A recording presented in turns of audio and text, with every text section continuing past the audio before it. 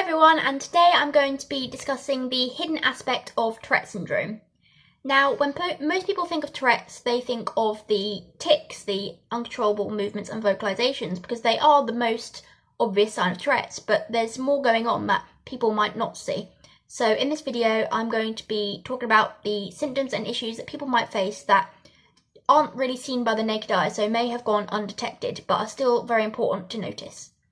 So the first one is suppression. Now, I would never recommend tic suppression to anybody because of course it's very uncomfortable and also causes rebounds later on. And this discomfort can make it difficult to focus in class as the urge to tic builds up and becomes very, very strong and distracting, so you can't focus on anything else and you become very, very tired. Suppression may also trigger sensory tics for some people, which are it's basically the premonitory urge on its own without the movement or vocalization, because usually a premonitory urge warns you for a tic, but the sensory tics occur on their own.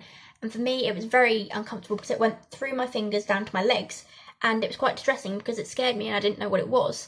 So it's important that if you think someone may be suppressing, reassure them that they don't have to and that it's okay to be who they are, because suppression is very, very uncomfortable. And of course, it does cause rebounds later on.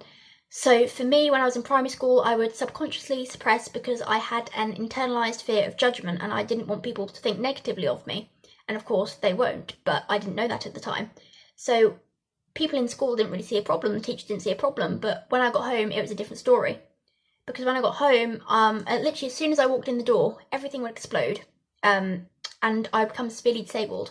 So that's why I would never recommend suppression, and of course that can be a hidden aspect because if you're in school or workplace or something, people might not see this. It's important to know, because if you're in school, then you have to have a good home-school communication to know what's going on. And also, if you are a teacher or something, then I'd say please be understanding about homework, because sometimes if our symptoms do explode at home, it can be more difficult to do because we can't always focus because we're letting out our tics. And that's why I think it's really important to learn not to suppress and embrace who you are. Another issue that people might face that can be hidden is mental tics and intrusive thoughts. And mental tics can be very distracting and make it hard to focus, as we may be uncontrollably repeating a certain sound or phrase in our mind. We might be tracing our surroundings with our eyes. We may be having to repeat our words in our head before we can actually get them out. And that can be very distressing and make it difficult to focus as we're living in our mind. And also intrusive thoughts can be very scary, uncontrollable thoughts. So people might have their emotions change very quickly and become quite anxious and agitated. And it's really important to understand this, to know that there's more going on and there's reasons why people may be struggling, even though everything may seem fine.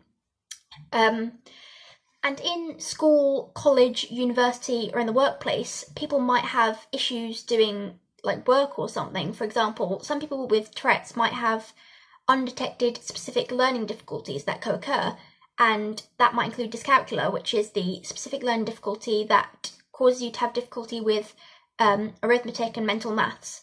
So someone may find it difficult to add, subtract, divide, and really do any sort of maths in their head. Therefore, it may cause someone to have quite extreme math anxiety, and it may look like refusal, but it's not, because the individual cannot do it. And this anxiety causes a lot of issues as well, as it can sometimes come out in physical ways, such as discomfort and stomach pain. So it's really important to detect these issues early on to make sure that support is in place. Other people might have executive dysfunction, which is the difficulty prioritizing tasks and organizing things and getting tasks done. And this isn't purposeful, so it's important to have support with organization and everything. And some people may have focus issues due to ADHD and the other symptoms, and some people may also have handwriting difficulties, as that's quite common in Tourette's as well. And it's not that we're not putting the effort in, it's just that there's a variety of reasons why people may have handwriting difficulties, such as dysgraphia, which can occur with Tourette's, or fine motor coordination difficulties, or hypermobility seems to be quite common in Tourette's. I have that. And there's a lot of issues going on. Also, some people with Tourette's do find that we have allergens that trigger our tics, and brain allergies can sometimes affect handwriting as well. And of course, some people may have undiagnosed or undetected PANDAS and PAN syndrome, which can also affect handwriting. So there's a lot going on, and it's important to get the support put in place and the modifications and accommodations and everything, so that the individual feels safe and can reach their full potential. Sensor issues are also another thing that could be quite hidden. People might have difficulties with the lights, especially if they have Erlen syndrome. People may have difficulties with sounds, and there's all these things, especially in the workplace. If you're at work, fluorescent lights, loud noises, it can be very difficult to get used to and can cause a lot of overwhelm, and later on that may trigger rage attacks and meltdowns and neurological storms, which can make things a lot more difficult. Some people are also very anxious and have anxiety. Some people's self-esteem might be affected by their Tourette's, and I would just say, please don't say to someone, oh, well done for not ticking, or well done for managing your tics. Because first of all, suppression should never be encouraged, as of course it causes rebounds and it's uncomfortable and can affect our mental health, as it implies that we should feel shame about who we are and can make us feel like an inconvenience. And then also, if you do say something like that, then you may be ignoring so many underlying issues that do need to be detected so that support can be put in place. And also, we don't choose when or what we tic, as it's uncontrollable.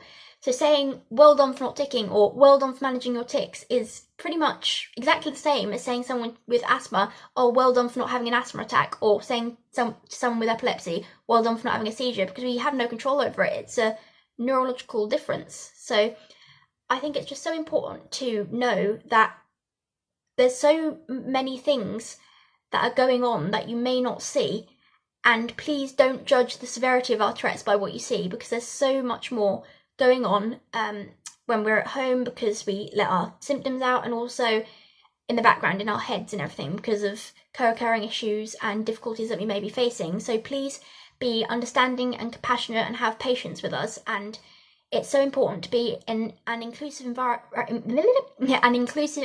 that understands that there's so much more going on, so that we can get the accommodations and support and modifications that we need to succeed. Thank you very much. Bye!